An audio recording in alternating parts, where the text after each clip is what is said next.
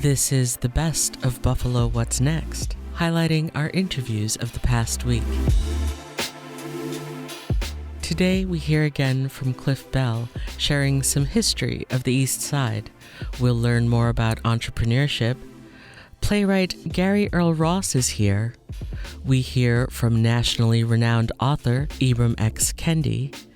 And we look back at Wednesday's public hearing on Buffalo's city council districts. I'm Bridget Jaipal Valenza. We begin today's program with Jay Moran. And joining us now on Buffalo What's Next, longtime Buffalo resident, former Buffalo Council member, and local historian Cliff Bell. Thanks for joining us, Cliff. My pleasure to be with you. Talk a little bit about the Kensington Expressway. I know you were among those attending that session by the DOT, taking a look at some of these concepts. Let's talk about your experience in the neighborhood that was initially interrupted or intercepted by the construction of the Kensington Expressway. When I first moved into this neighborhood was about 1957, and I've been living here ever since. I live on a sector near Sisters Hospital. And when I first moved in there, you could get access to my home by just coming up Fillmore, going over Northland, right up to my back door. And when they built 198 West as a part of the expressway, they cut off my back door and made my street a cul-de-sac. Now, when you come to see me, you can go see me, go turn around to the end of the street and go on back out of there. So it's a considerable change in the way things are in that neighborhood. How did it change the neighborhood once that was built? You see, the neighborhood heretofore was flexible in that it had access to the other side of Humboldt Parkway, which also gave it access to Jefferson Avenue. And all those streets were cross streets, and the one that I live near was Oak Grove, and Oak Grove went right across Humboldt into the other sides where Headley and the other streets are behind Canisius College. And of course, that's where we went back and forth. In fact, I used to take my kids when we had a delicatessen across on the other side of Humboldt over there to get ice cream, and even on a sled, and you could go right across because it was a cross street. Heretofore, when the expressway was built, they disconnected all those side streets and left only East Ferry and East Utica as major cross fairs, and it's completely disrupted the whole community. We got used to going back and forth across Humboldt to the other side toward Jefferson. Appreciate your perspective here, because you have something that most people don't. You were there when the Kensington was constructed. Was there a thought initially that it was for the best? Absolutely. There was no, and let me tell you something, plans that were being made for this expressway without the knowledge of people that lived in the inner city community. I had a brother that bought a home on Humboldt, and about a year and a half after he bought his home, they come out and were doing some kind of topographical studies telling him, you're going to lose 3 feet of your front of your lawn because we're going to build an expressway through here. They said, express what? Because when I first moved into my house, the median that ran from the Science Museum all the way to Delaware Park was a solid area that designed by Frederick Law Olmsted to be a continuation of his park design from Humboldt Park, which is now Martin Luther King Park, all the way to Delaware Park and the zoo. And it sounded like, and I think you've kind of expressed this, you've described, actually using a sled to get across and go down the street, but it sounds like it was a very walkable community, and you could get back and forth to various parts of the neighborhoods around Buffalo. Which was very important because, there were a limited number of automobiles then, and there was a pretty decent transportation called Big Red then, which now is NFTA. It was just the old buses, but they ran with some frequency, and people lived in community situations then, and the communities were pretty solid. It's just that this was a complete disruption. And see, no one had any knowledge of this coming but the people that were pre-warned in advance that they was going to be building this expressway. If they wanted to sell their homes, they better be thinking about doing it now. So numbers of African Americans bought those homes on Humboldt Parkway completely unaware there was going to be an expressway. Had no knowledge whatsoever. No pre-warning, no pre-advance information. Well, is it encouraging then to see finally, after we're looking at 60 plus years, Yeah. that there is, now it's the same, not the exact same people, but state officials, DOT officials are now looking to make good on that mistake. Is it somewhat encouraging that it seems like they're listening to residents now? It's always encouraging. Advancement is something I never got in the way of, rather. And sure, it's encouraging, and it's great to go. I went over to the Science Museum. I looked at all those posters and all that they had of the adjoining communities, and I'm familiar with all those streets because I was a council member at large for 12 years. So I not only was particularly familiar with the Madison district where I've lived most of my life, but I was familiar with the whole city and how things were going in other sectors of the city as compared to how things were going within the inner city. And there was a complete difference in experience of either one and what was needed and what wasn't getting done or what was getting done. So the expressway was a disruption. And sure, I think everything they ought to do to try. It can never be reconnected. First of all, let's be clear. Right. And the only way this is going to be a real win for everybody is if the surrounding communities get an opportunity for economic development, job opportunity, educational direction, trade experience. It's more than just covering the expressway. So what? And who's going to go and do what over there on top of the expressway now? A picnic? Where are you going to go?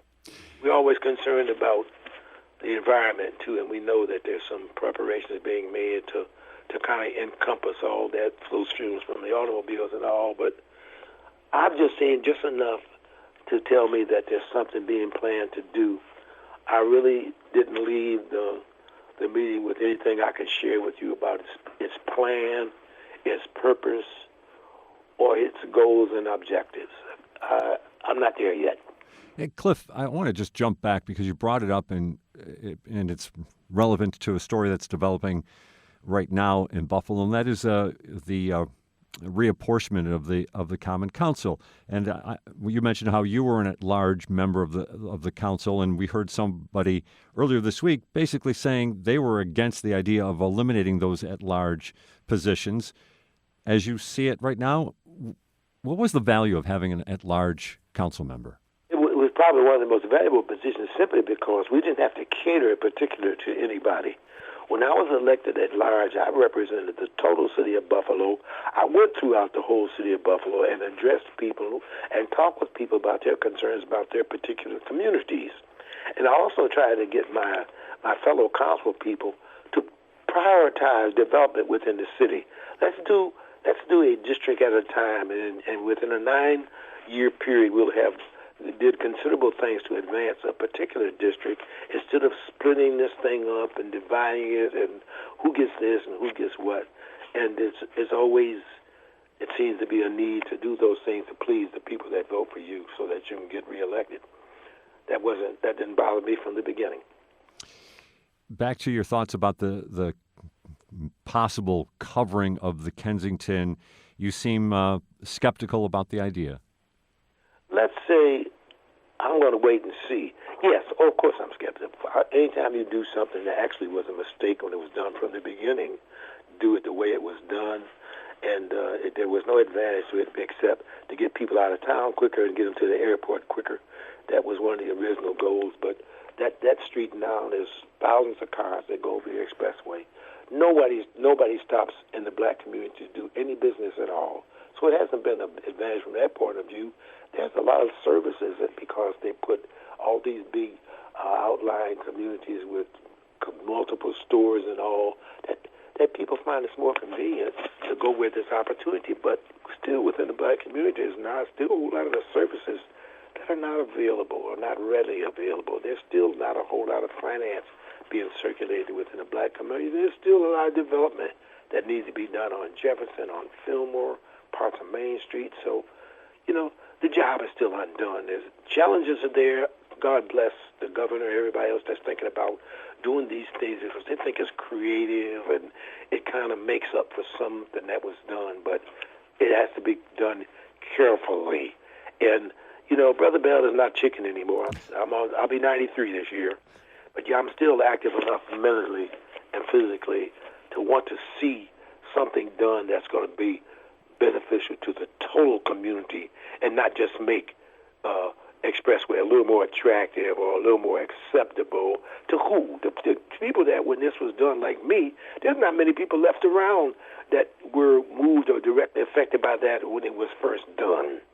So people have gotten in a habit of living with this now for the last 50 or 60 years. Now all of a sudden after living with this and trying to find our way back and forth and someone says, we're going to reconnect that community. I'm going to tell you something. It's going to be almost impossible as far as I can see it. And most certainly with those 93 years of experience, you have something on most of us in that regard. And you sound like you're pretty much thinking day to day about what's happening in the city of Buffalo. So let's maybe move just for a second beyond the Kensington. What could be really impactful for the neighborhoods of the east side of Buffalo? Well, some interesting ideas about how they can be built up so that it can be self-sustaining. It's difficult for a community if over half of the things that you need to get to or to get done or get access to are not local, are not available to you within walking distance. The importance of the top store where this terrible incident took place, it was in a locale. It was convenient. It offered the same or almost similar services as the other top stores throughout other communities. Not as big, not as well stocked and all at the time as others because the felt was, well, there's not that much demand. We'll put a market over there. It'll be okay, and the people will go there and shop. True. We could use another one, but we also could use some opportunities for employment, for development of businesses, which means there's a lot of help that's needed in education and opportunity that still, to me, is a little bit lacking. And then finally, Cliff, these conversations that we've been having here on WBFO on Buffalo What's Next, all coming out of that May 14th tragedy at the Tops on Jefferson. I'm just curious, with your experience, do you sense the attention that has developed since then, that there's hope for that community, that there's hope that things are going to change for the better? I sense there's a little hope for the ability to communicate. See, one of the biggest problems we've always had in America, and it's not any different in Buffalo, is we have never communicated or had a conversation around slavery. And I don't care where you go or what you do, there's always an indirect relationship between what's been done today and what's been getting done for years. Martin Luther King said all men are caught in a network of mutuality tied to a single garment of destiny, and that whatever affects anyone else directly affects all of us indirectly. And he went to say that nobody can be what they want to be until they're given the opportunity to be that person. And that's been repeatedly said, but it hasn't been used as a mentor for further development. Now, all the attention, all these beautiful people whose lives were sacrificed, meaningless, behind some hatred little mixed-up child who's not only out there singularly, he represents millions of people today that have a similar feeling but wouldn't do the same thing that he did. And until people come to the place that we're all human beings, whether your color is black, green, or blue, we just can't get past black. It seems to be a hang-up that America can just not feel like they can escape. And that's been troublesome to me since I was born. Listen, I was born here in 1929 in Buffalo in the front bedroom of 75 Monroe Street by a midwife, the sixth boy in my family to be born by a midwife. So I've been around. My father was the deacon of the church. I'm a deacon of the church now. And I've always had a great relationship with people. That's because I extend myself. And I'm curious about what you feel and how you feel about a relationship. That's important to me. I'm working now, finally, with the Olmsted Conservancy. I'm the chairman of the Buffalo African American Museum Committee, and we've developed a partnership where we're trying to make Martin Luther King Park and all of its assets a tourist destination. When we get through with the lighting and the signage and the apps and all, that places going to be some. When they come to Buffalo, they're going to want to go to Martin Luther King Park because it's got such great value, historically, physically, mentally. Well, Cliff Bell, we're going to use that as our final word on our segment of Buffalo What's Next, and I do thank you for joining us today.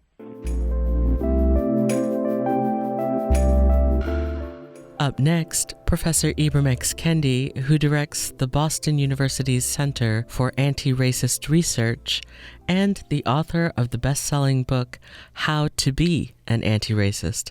He spoke with WBFO's Dave Debo. Dr. Kendi, thanks for being here. Of course. Thank you for having me. Let's start with some terms. I know a lot of your work has focused on this idea. In fact, you're probably the person that sort of came up with the concept, anti-racism. That's different from just not carrying torches or thinking I'm colorblind. Talk about the actual concept of anti-racism, if you can. Well, I think, scholars and activists and advocates and intellectuals have been using the term anti-racism or even anti-racist for decades. And what we've meant by that has been to create a structure of policies and practices that are leading to equity between racial groups. And they're substantiated by ideas of racial equality. And so differing racial groups have the same, and people think they should have the same because people view them as equals, which of course is in contrast to many of our communities that are experiencing racism, which is a series of policies and practices that are leading to racial inequity between racial groups. And people are substantiating those inequities by ideas of racial hierarchy. In other words, certain groups have less because they are less. Because of things like implicit bias, though, I'm thinking that it's not enough for me as a white person to say, oh, I'm not racist. Oh, I have black friends. The concept of anti-racism, to my mind, and you can correct me if I'm wrong here, really takes on a certain level of activity. The expression I've seen in other interviews was passivity equals complicity. You're looking for people to strive not to be racist and then take it the next step to the policy level? Well, indeed, because when you have a status quo of inequality, when you have a status quo of widespread racial disparities, and you do nothing, what happens to that status quo? It persists. Those who are instituting the policies to maintain that status quo, they want the rest of us to do nothing. People want us to do nothing as they make it harder for certain people to vote. And just as people wanted people in Buffalo and Boston, where I lived, to do nothing during the era of slavery, because that would ensure its permanence. So that's why I'm asking for people to be actively anti-racist, because that's the only way to undo racism. And how do we do that? It sounds like, and forgive me, I don't want to oversimplify, but it sounds as if you're talking in a lot of ways about an attitudinal shift. And I think dismantling some of the systemic stuff, the segregation on Buffalo's East Side, the disinvestment on Buffalo's East Side, those things, to my mind, take more than just an attitudinal shift. Because of the word systemic embedded right in it, that would require some sort of change in the system. It would.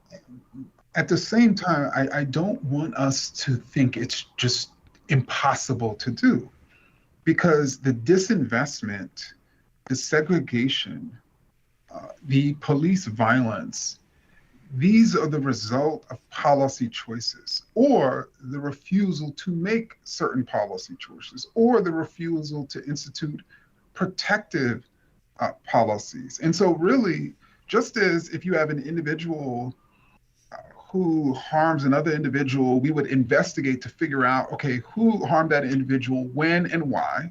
So too, when it comes to larger conditions in a community, we can investigate what policies and practices led to these conditions? Who has the power to change those policies? How can we go about then influencing that person, or basically replacing that person to get those policies changed? How does that intersect with the politics of a city like Buffalo, where we have had an African American mayor for 16 years, where policies may not be overtly racist, and where most people would say, "Oh, I am not a racist." Granted, the shooting happened, and we can talk about that.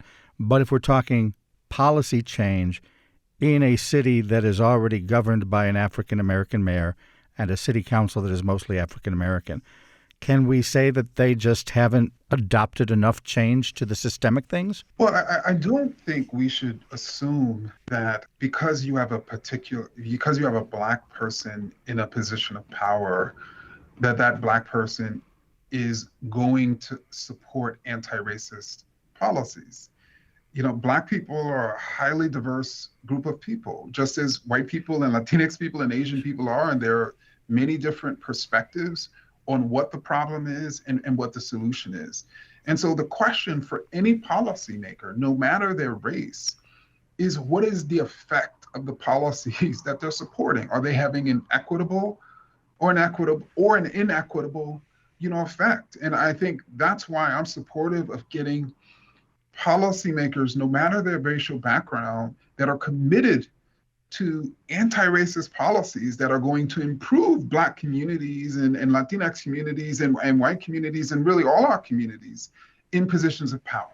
I'm also thinking that the kind of systemic change you're talking about would require a different workflow. I think of Congress and how a couple of years ago they passed bills that said if you're spending more money, you have to tack on the end of the bill an analysis of where that money is going to come from.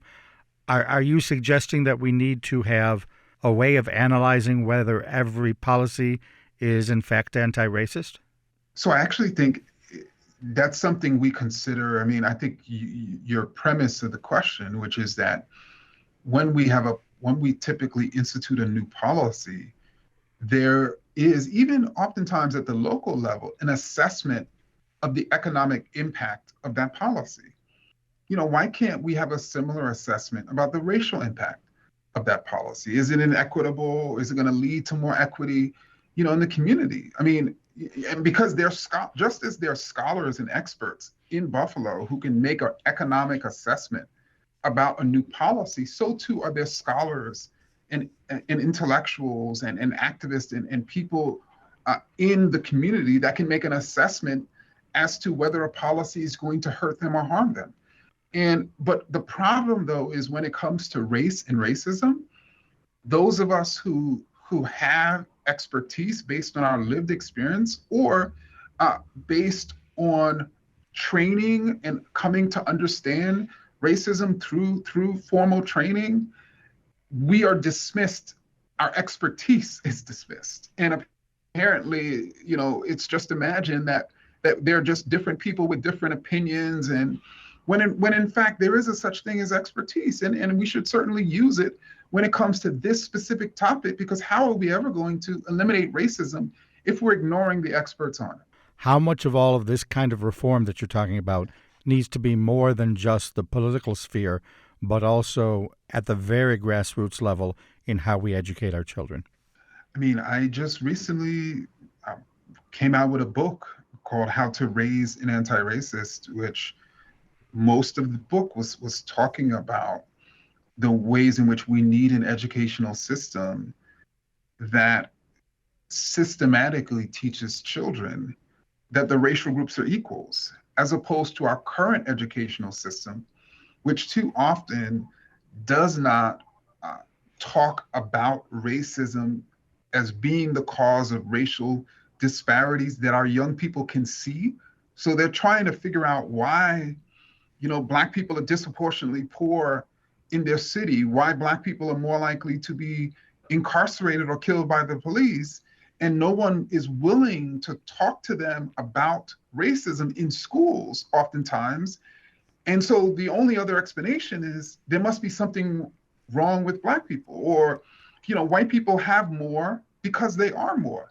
And then too often in our schools, literally white people are more in the curriculum. So it's sort of reinforcing for kids of all racial backgrounds this idea that white people are more by us not talking about racism and by us not ensuring that we have an extremely diverse, multicultural educational set of offerings. Does that mean embracing Black history more than just in 1 month a year? Yes. That means in teaching Black history. That means, teaching Black women's history. That means teaching the history of poor people. That means teaching Asian American and Latinx American and Native American history. That means teaching the history of all the different groups who make up this country. Is it more than that? Darth Vader is evil. He's the black. Luke Skywalker is white. He's the white. The cowboy in the white hat, the cowboy in the black hat. Is there a cultural component? Would just adding Black history and more relevant curriculum be enough? Doesn't there need to be kind of a cultural shift as well? Well, the way you teach Black history matters, because if you teach a Black history where Black people have historically been these people who were victimized, and at each point in history they were saved by white people, you're actually teaching racist ideas, even though you're teaching Black history. And you're not actually teaching an accurate history, because you're not teaching this long storied history of Black people, again, from Buffalo to Boston, engaging in resistance, to racism. So certainly how you teach it. And then we just have to acknowledge that there are multiple cultures in this society. And we have to teach those different cultures and teach respect for those different cultures so that our kids can not only be racially literate, but they can be culturally literate. And through having both forms of literacy, they can be able to interact and operate within a multiracial, multicultural society and world. Ibram Kendi is with us. He's the author of How to Be an Anti-Racist. More recently, How to Raise an Anti-Racist. He is the founder and the director of the Center for Anti-Racist Research at Boston University. Tell me a little bit more about why this has not happened sooner. I think of George Floyd, and we have had several guests on this program previously that said that was a concrete example. That was something that was in everybody's living room on their TV. You couldn't turn away and not see Derek Chauvin's knee on his neck. After such a visceral moment like that, why do we have a shooting like we did here at the Tops in Buffalo? Is society not ready for the kind of change, even though they see the violence that brings it right into their house? So I think we can narrate precisely what happened in the summer of 2020, which then can explain how we can go from the murder of George Floyd just to the recent tragedy and mass murder, in Buffalo. And that is within a week or two of George Floyd's murder, you had people demonstrating against racism and police violence.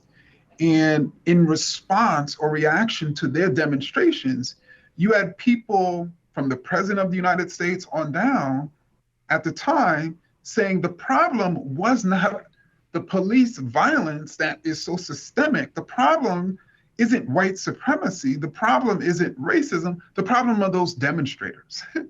And as the summer went on and more demonstrations took hold all over the country, we, as people, primarily saw the demonstrations that turned violent, which then allowed the president and others to say, that's the actual problem. Even though by the end of the summer, one study found that I think 96% of demonstrations were peaceful. But so people started thinking, oh, the problem are those, quote, violent demonstrators. The problem is anti-racism.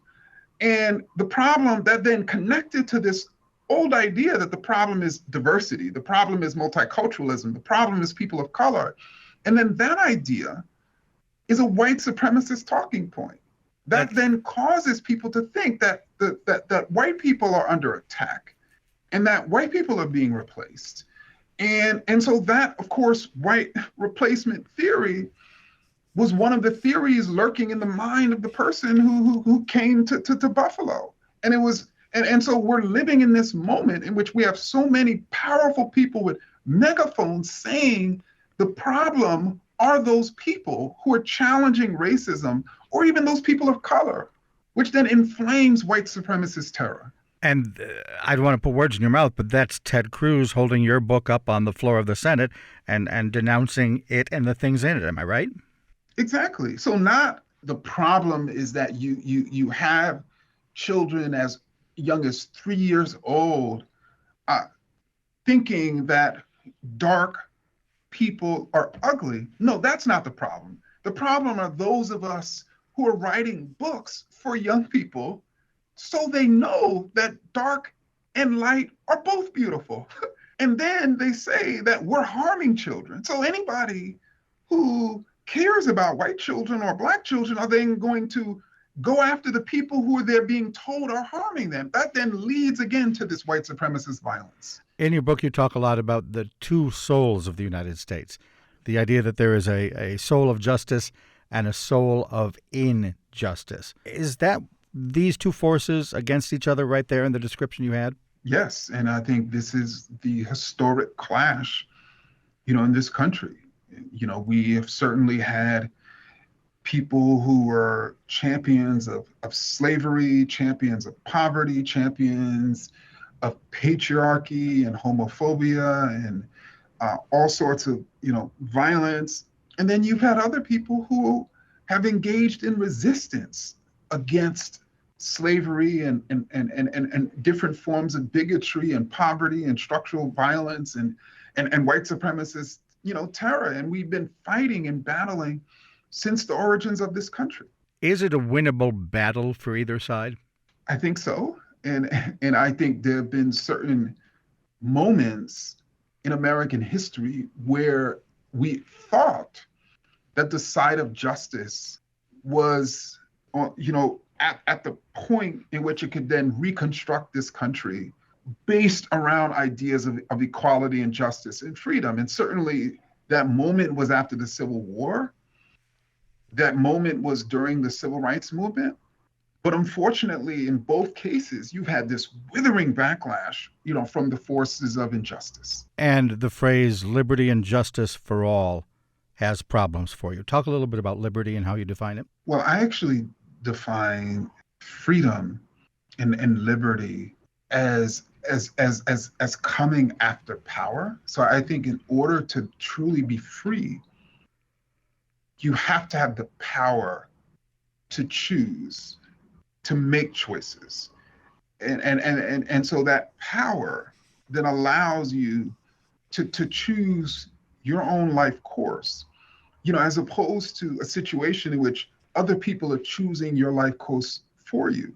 And I think certainly, women and Black people and other groups of people have been fighting for the ability to be free through gaining power, again, since the origins of this country. What advice would you have to Buffalo, both at large and specifically the community where this shooting occurred? My suspicion is that there are many people in the community of Buffalo who are experts on the history and the presence of racist policies and practices. And it's likely that those people have been calling attention to those policies and practices for years. And when is the community writ large going to start listening to them and making moves on those policies and practices to create a more equitable and just, Buffalo? Dr. Kendi, thanks so much for your time. Thank you for having me. This is the Best of Buffalo What's Next. On Entrepreneurship Now, we have Sonia Terrakay from E for All Buffalo and former Buffalo Bill Marlon Kerner for Entrepreneurs Forever. They spoke with WBFO's Jay Moran. As we've started the show in the last couple of months, a lot of this has come up in conversation with community members.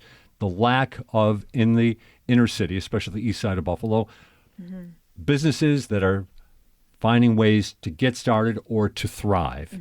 So we have an opportunity now maybe to look at the grassroots of things and how things can start. Let's first just talk about the different organizations, because though you're somewhat under the same umbrella, you have different elements to it. Start with Sonia. Start with about E4All Buffalo. Ladies first, I guess. Of course. Always. Always.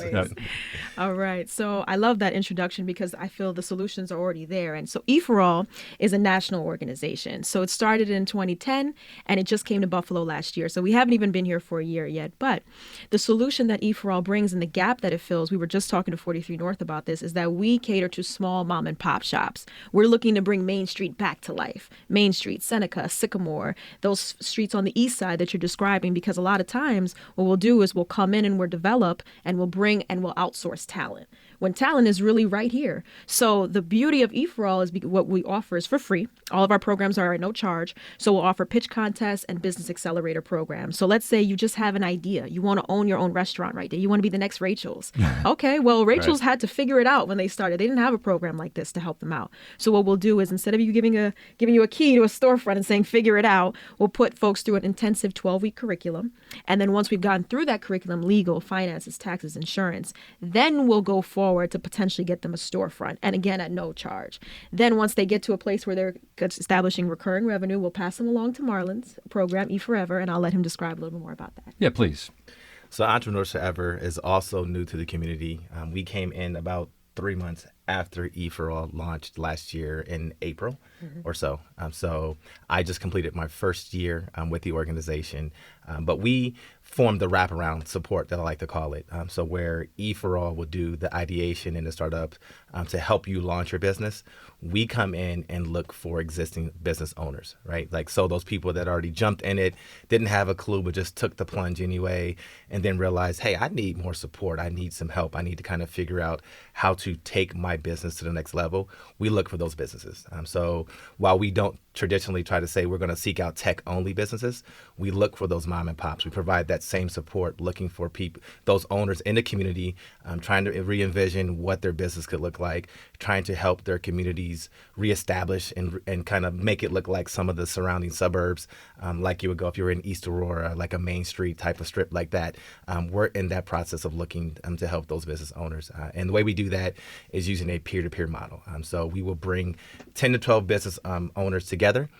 And then we put them in a cohort or a peer group, as we like to call it, and we give you a curriculum that will last for 3 years. And so one of the biggest differences in what we saw is if you're already in that business and you like, hey, I need some training, we can't give you the same water hose effect that you might get if you're in a startup.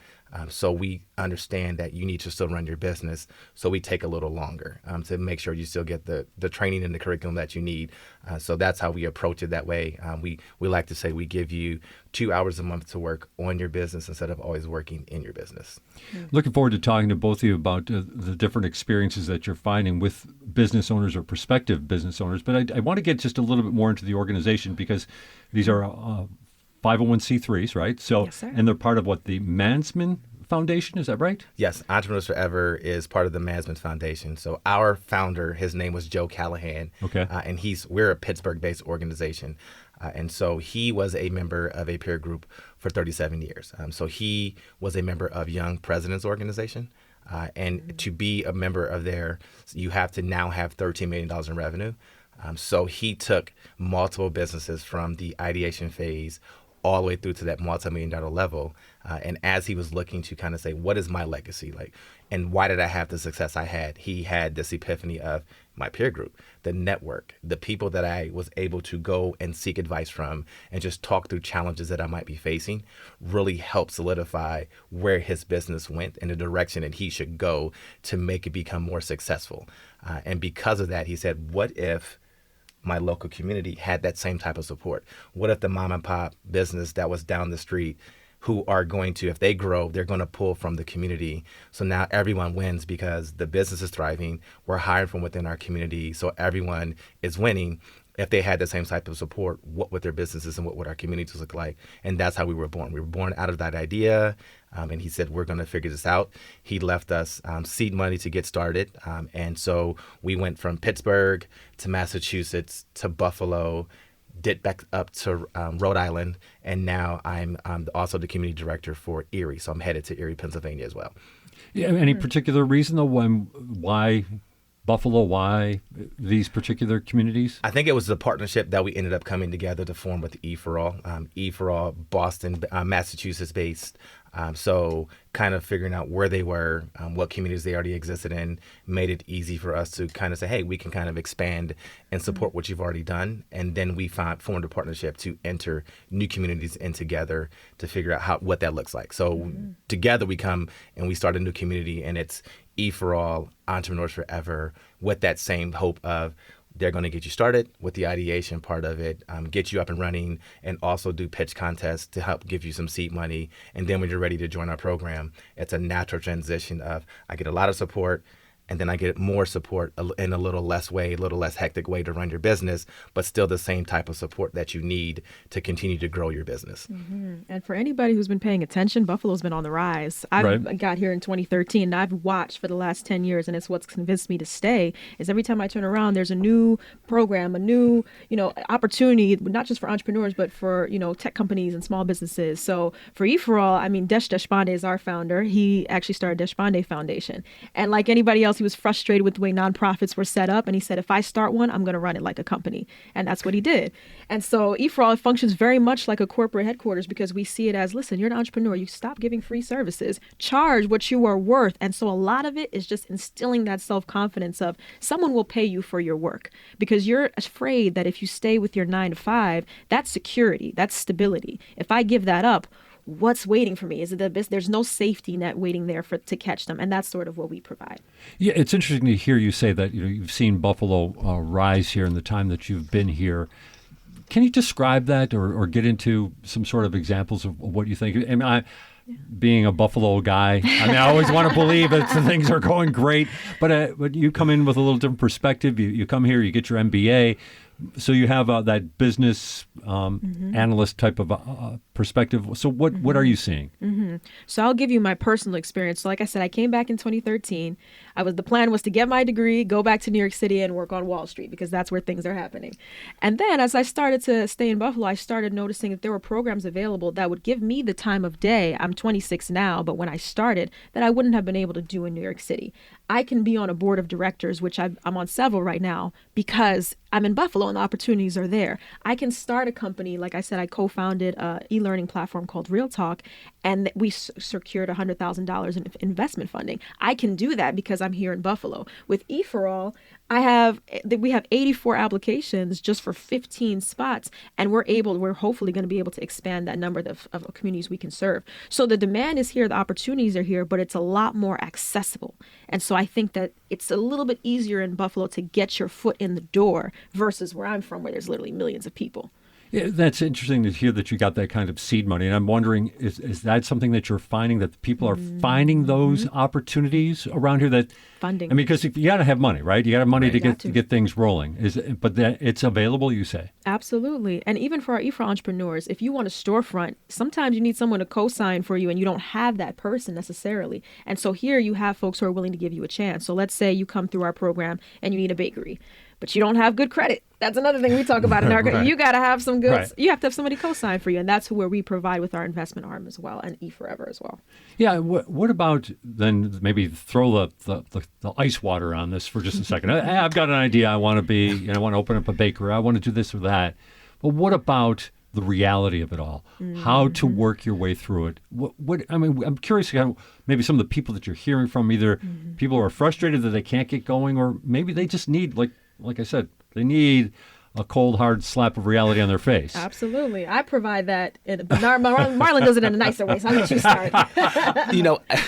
My approach is probably more of, like when I came in and took this role, I think the first thing I did, like any former athlete would do, is I'm going to get a scouting report, right? How do we play nice in the sandbox, so to speak? Like, where do we fit in the ecosystem? So having a lot of other experience in a lot of other areas and not necessarily saying, I've started a business yet. I plan to do that soon. I figured out I needed to figure out what resources were available. So that was the first thing I did. And as Sonia said, there's a lot here. And I think that's one of the things that I've heard so much from so many people who want to start a business is I'm not sure how to start, right? So I was like, okay, let's take the first question. I have an idea. I'm not even sure if that's a business idea or not.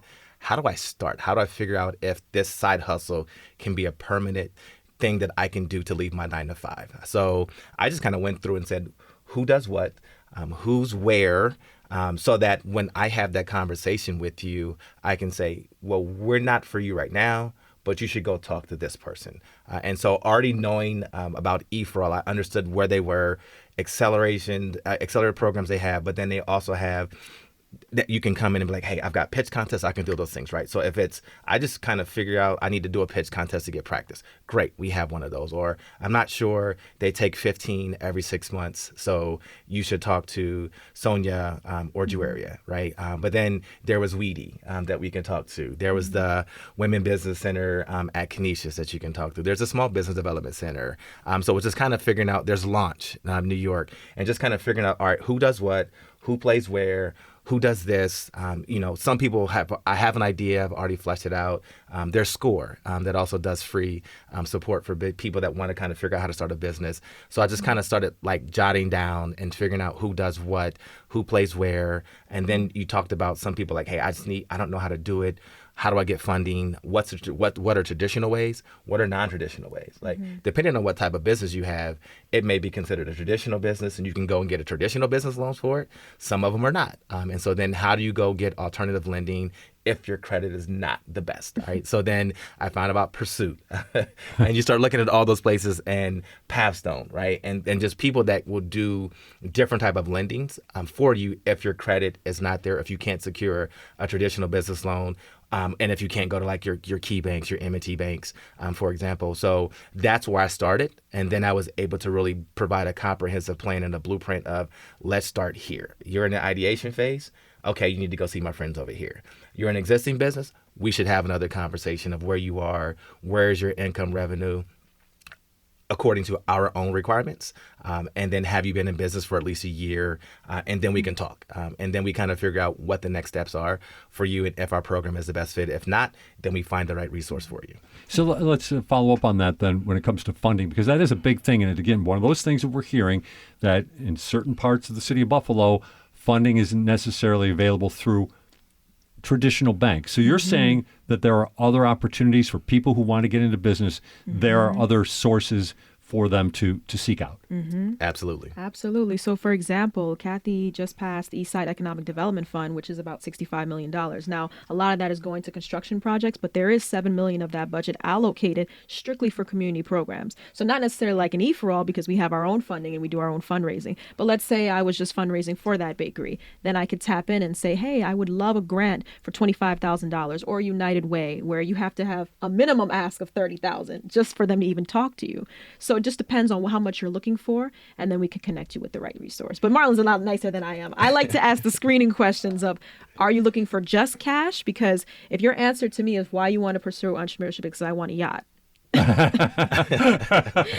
not your girl. But if you're looking to, impact your community and uplift and create generational wealth, that's really what we're here to do. Let's make sure we get some contact information out. Now, we'll repeat it before the end of the program as well. But so, because I think all that we've already talked about here, I can almost sense that people are listening saying, I want to check this out because I've already maybe given up on the idea that my side hustle is never going to go anywhere. Where should they go to find out more information? Well, now that we can actually be outside again, you can meet both Marlon, myself, and Juaria DeHeer, our executive director, on August 24th at Dig Buffalo. It's 640 Ellicott Street, downtown. And it's going to be our Simple Steps How to Start a Business event. So we're going to have folks tabling, vending, and it'll be a great introduction. So if you want to meet us in person, August 24th, and if you want to apply virtually, then just go to e4all.org/Buffalo. Back to just carrying on then the funding, like you said, it's interesting, about the governor releasing that money for East Side development. So you say $7 million is available? The idea that it could be seed money or money that could help out businesses that already exist. Right. And it's looking for community and grassroots initiatives. So if you're trying to open a Subway franchise, maybe it's not for you. And they give you that blueprint. Right. This is someone who's really starting from scratch. Like there's an organization local called Community Garden Party by Arrington, Ely. And what they do is they're pretty much trying to create sort of like what Alexander Wright does with his food co-ops. Sure. But they're trying to kind of franchise that out. So that's an opportunity. It would be a fit for someone like that. Okay. All right. And how about what you see when you're going out and traveling about? We talk about empty storefronts on Main Street. Lots of empty space on Jefferson Avenue right now. Do you see opportunity where others maybe see, I don't know, call it what you want, emptiness and, nothing happening here? I'm wondering about that. Yeah. I mean, I think having the ability to travel all around and not just in the city of Buffalo, like I can go all over. And I've done that. So down in Jamestown, I think there is this renaissance that's happening in the entrepreneur ecosystem, right? There's a lot of resources. So it's now just connecting people with the right individuals to kind of help them make their vision into a reality. And so been able to go back and forth there in Erie and see some of the similarities of empty storefronts, buildings all over, and then just really helping people see it from a different point of view, right? Like helping people understand that is a great idea. Like, let's talk about that. We may need to revise that, right? So helping people not so much get tied to I have a specific blueprint of how it should look, but helping them understand, take some mentors along the way, and then maybe we can talk about it. And it needs to be a conversation between the person who's going to be running that business and then their mentors as well. So you can have that back and forth. And some things you're going to say, I agree with it. Some things you're not. But that's really what I've been seeing a lot of is people just kind of really trying to take the advice. But there's so many resources, as we were talking about before. It's just making sure you have the right one. Like there was grants for people that are existing business owners that you can get storefront grants. And I probably have the wrong name for it, but there's grants out there that help you transform the way your storefront looks, right? So you can make it look a certain way. You can make everything look uniform, and that's all over the state of New York. So just kind of figuring out where you fit. If you're an existing business, for us, that's what we deal with. So helping people point to the right resources to get them there. But yes, I see that there's this new way to try to change the way we look, and we're going away from all of the big chains, right? And trying to bring in more mom and pop businesses and helping those communities thrive, because that's what makes it stronger. When you look at the communities, when you look at the East Side, that's what's been missing the most. There's not a lot of businesses, right? And I think when I always think about why did it get this way, right? Like you always think like, well, how did it get there? And growing up in Ohio, I see a lot of similarities. And I laugh now because I'm like, you know what? We push so much about college.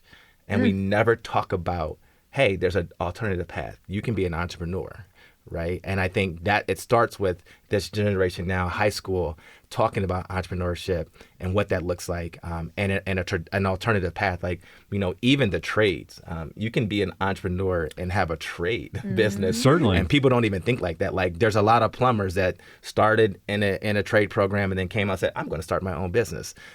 And so they took the leap. And I look for those guys. So if there's any plumbers or electricians listening, reach out to me. But those are ways to have your own business. And so we need to really make that look a lot better. I'm a former athlete, so I was grew up like I want to be an athlete. But there are other paths to be successful, and I think we need to really start focusing on how to make and those pathways more attractive, and not just like go for the fast bucks. Like you can make a really good money. You might not make it at first starting out, but if you do your business and build it the correct way and grow and scale according to your own abilities, and if you don't know how to grow that, find the right person that can help you get to where you want to go, you can become a very successful entrepreneur. And there are people that want to help you be successful along the way. Sonia Tereke from E for All Buffalo and former Buffalo Bill Marlon Kerner for Entrepreneurs Forever. More on their programs at entrepreneursforever.org and eforall.org. On Wednesday this past week, a public hearing on redistricting the city of Buffalo became a shouting match when Buffalo Mayor Byron Brown misgendered an audience member several times. Then he left the stage for a few minutes.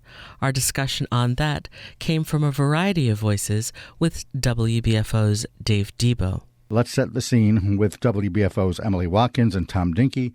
They were both there at the hearing yesterday morning, and they're with us here now. It definitely started off as a relatively straightforward public hearing. Obviously, the speakers were very passionate, as you could imagine, but I would say mostly in a respectful tone with the mayor.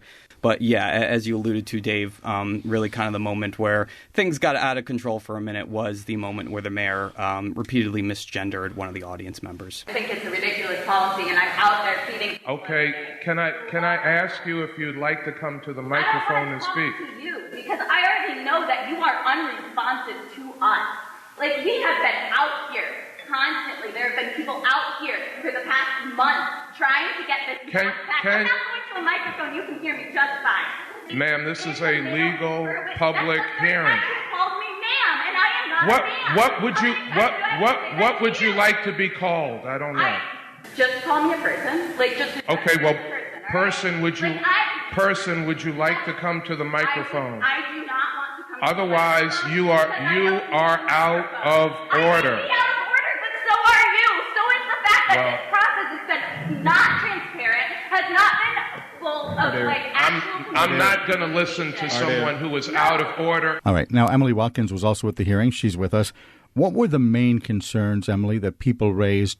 People are upset and concerned about the current map because they feel it might be gerrymandered. And, one person pointed out that this maps and the way that Buffalo is set up created the issues that led to Tops being targeted. Everyone should be angry. There was a massacre. We witnessed it this time, but there have been massacres for decades. When are you going to do something? This is the easiest thing. It's just a rubber stamp. That was Tia Brown. They went on to say how it's no mistake that the East Side is segregated. This was created. This isn't natural. And, that's been a huge discussion we've had on this program, and that this is all created by the way our maps are designed, by the way our city is laid out. You're running away and hiding once again. Once again, you are walking And at that point, Mayor Byron Brown stepped away from the stage, away from the exchange with Arise Shapley. He is here with us to talk a little bit more about that this morning. I don't think it's so much that I'm offended as much as I just feel like the way that he interacted with me is very much the way that he interacts with people in general in Buffalo. The misgendering, that happens to me on a daily basis. I was going to ask you about that. Yeah. Devil's advocate. In a crowded room, yeah. The mayor is on stage way down there. You're out in the audience. Isn't it natural, or at least understandable, for the mayor to have, maybe once, made a mistake that you're probably used to, made a mistake that has probably happened on other occasions? I wouldn't say it's natural because the gender binary is not natural. Fair. And I do understand why it happens because we still live in a system where the gender binary is very present, right?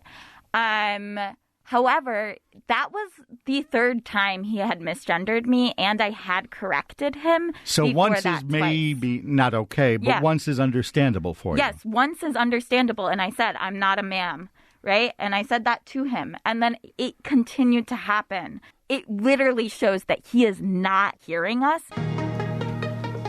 Katrina Martin Bordeaux is here. And I live in the Genesee-Moselle community. All right. Okay.